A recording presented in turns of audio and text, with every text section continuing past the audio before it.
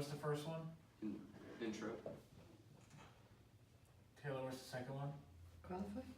Nope, it's intent, Intent? right? That's what we went over yesterday. Third one, Qualify. qualify.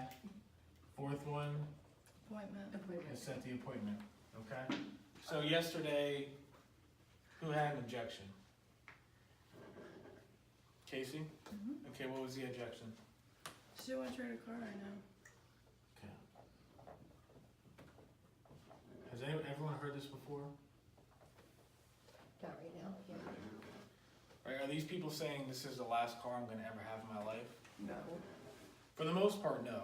Unless they might be a little bit older, or maybe they're just very stubborn, or you haven't built enough trust with them, and they're just saying, oh, I'm gonna keep it forever. I'm gonna keep it till the wheels fall off, right, Casey? So, what you're overcoming with these people, whether it's an internet lead, or if it's an old sold, is you're overcoming time, okay? And I was having this discussion with you, I think, yesterday or the other day, to where, you know, how you overcome time is you can explain to them the value of their current vehicle, okay? And this is where you can start to build a story throughout the phone call and explain to them that we had a customer that came in last week and they were looking at two exact models that we had in our lot. It was a 2015. What am I doing right here, Tyler? This is a third-party story. Okay? What I'm explaining to you right now, if I was on a call and I was explaining to somebody why their car is going to be worth more now than it ever will be, is by telling them a third-party story. We're saying, hey, we had a customer come into the dealership last week. They looked at two identical 2015 Honda Civic. It just happened to be that we had two of those identical vehicles on our pre-owned lot. One of them had 50,000 miles. And another one had like, what, 100,000? The second one, right? The second 2015 Honda Civic had 100,000 miles, okay? Which one do you think that person would have paid more for? 50,000. The 50,000, right? So you let them pick.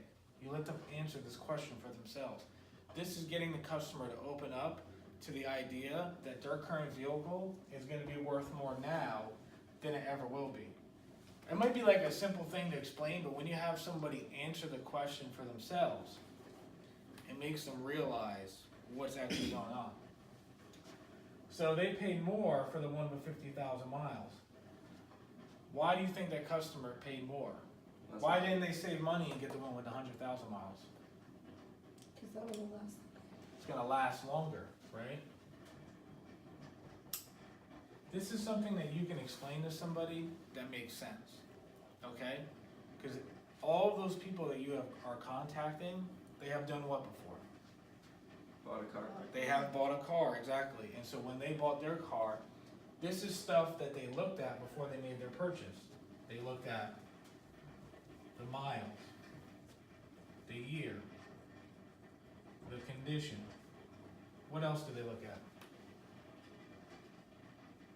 The type of car it is. Type of car, style, what else? Features. Features, Gas mileage. okay. Also, how many owners? Also, where the vehicle was located. What about like records if it's been in any accidents? Correct. How many accidents? Was regular maintenance done?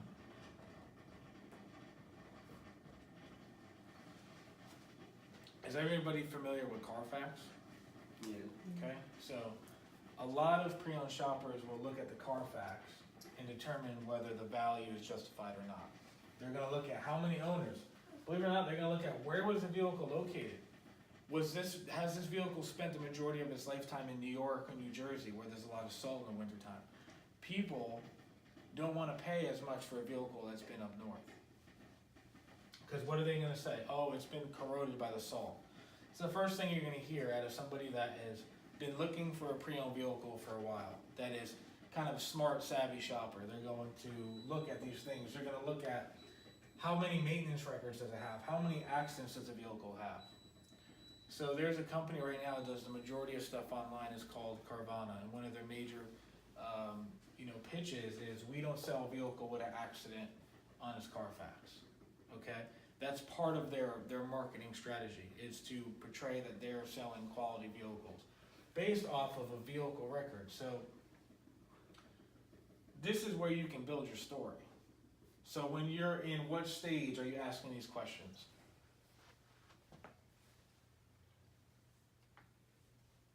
Does anybody know? Repeat it. In what stage of the phone call, out of the 4 parts, in what stage of the phone call are we asking these questions? Intent. To qualify. Qualify. Hmm. When you get into the qualify stage, this is where you start building your third-party story. Hey, we had a customer come in last week. He was looking at 2015 Honda Civics. He ended up paying thousands more for the one with 50,000 miles compared to the one with 100,000 miles. Do you know why that would be, Mr. Customer? And if you can get them to answer, right, the obvious answer, which is, oh, it would have lasted longer, then you can go into, okay, so with the miles that you have on it now, based on that alone, Mr. Customer, we would be able to get you more money than we ever could be. Now, let me ask you, has your vehicle have had regular maintenance done on it since you've owned it? How many owners? Are you the only owner on it? Did you buy it new? Did you buy it pre-owned? If they bought it new, then you can still build. Is everybody following me so far? Okay? This is building a story throughout the phone call. And what is this going to do? Come on, somebody answer it, please. Create urgency. There we go, Casey. You're going to create urgency because you're building a story throughout the call, and you're giving them specific details of why they should bring in their car sooner rather than later. Before, maybe it does get into an accident. Maybe they forget to get the oil change done on it, right? Maybe their cat jumps in their car and scratches up their interior. Maybe they bump into a shopping cart next week. Okay? That sucks. That makes sense. So those all are things that can possibly happen, but if you don't explain it to them in a way that's going to get them to think about that stuff without you saying it. Do you know how we do that? Create rapport. Build rapport and build on this story here. Build on this third-party story and giving them examples of why their car, the way it sits while you're on the phone with them, is going to be worth the most amount of money. Because when people do decide that it's the right time, what are they going to want for their current vehicle? A new one. I know, but whenever they decide, right? Whenever they, did you were on the phone yesterday and the customer's like, I want to keep my car another year? Another 10 years. Another 10 years. So, in 10 years, right? If the customer actually keeps it 10 years, in 10 years, when they're finally ready to trade. It's not gonna be worth anything. Right, but what are they still gonna want though? They're gonna still want a better car, or Right. to get it. But when they trade in their car and they get it They're appraised. still gonna want a lot for their trade. Exactly. They're gonna want the most money for their trade whenever they decide that it's time. Whether it's financial or it's the type of vehicle they're looking for or anything like that, they're still gonna want the most money for their trade. So all you need to do with these people is explain to them the circumstances that they're in right now is going to allow them to get them the most money for their trade. If any of you have traded in a vehicle before, or if you've done any unsold follow-up, Casey, and the person was so upset that they did not get enough for their trade, have you walked across that scenario yet?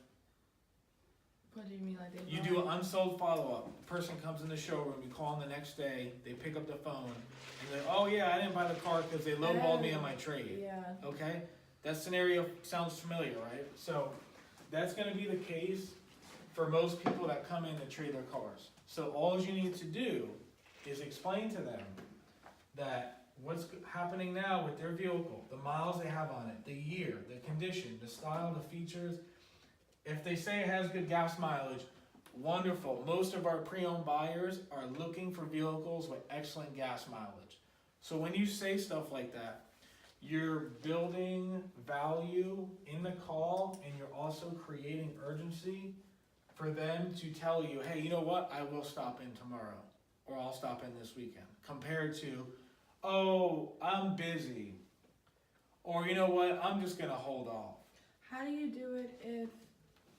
Because I get this a lot. It's like they went to our dealership and said they didn't give me enough for my trade, whereas the one in New Bern gave me 3,000 more than what they gave me. Like, how do you handle that situation? So you gotta get down to the root of the problem. So I had a call like this yesterday. Emily came into the office and she was like, customer wants to come back in, but another dealership, gave them 3,000 more. So I asked them a couple questions on the vehicle that they looked at the client we were working with, okay?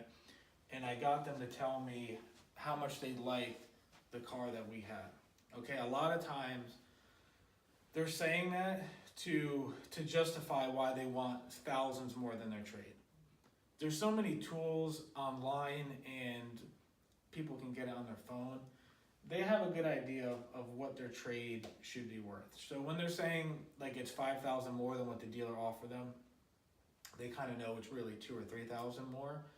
And I found out that, there was a few thousand left that we could give them. So yeah, I brought them back in and it was a deal yesterday. So it was a very similar situation. I think we offered them 7,500 and they wanted 13 for it. So obviously there's somewhere in the middle, right? That's coming to an agreement. So if somebody's dead set stuck on that number, what you need to ask them is, did somebody, and I said this to the person as well, did somebody get in your vehicle and physically drive it around the block? This is how you can get people in the door every single time. And this is what you need to tell them. Did somebody get in your vehicle and drive around the block? Even if somebody did, they're not necessarily gonna see that. A lot of times it doesn't even happen. They just get in the car, look at it, look at the miles, and then they walk back in the dealership. You can tell them this. 80% of the value of your trade is based on how it drives. So when you get somebody that hasn't been into the dealership yet, and they're like, oh, just give me a ballpark, I'm gonna hold you to it. Just what's it worth? I don't wanna come in there and waste my time. I'd be more than happy to give you a value over the phone, but the problem is, Mr. Customer, when our pre-owned buyers get into our vehicles to potentially make a purchase, they're gonna make 80% of the judgment of the value of the trade, the value of the car that they're buying, on how that vehicle drives. Because it's a pre-owned car, they wanna make sure that there's no road noise on the highway, there's no rattling when you're driving. So we really need to have somebody get in your car and just drive it for 5 minutes to make sure that everything runs good on it. And then you can even ask them one of those questions in the qualifying stage. All right, everybody.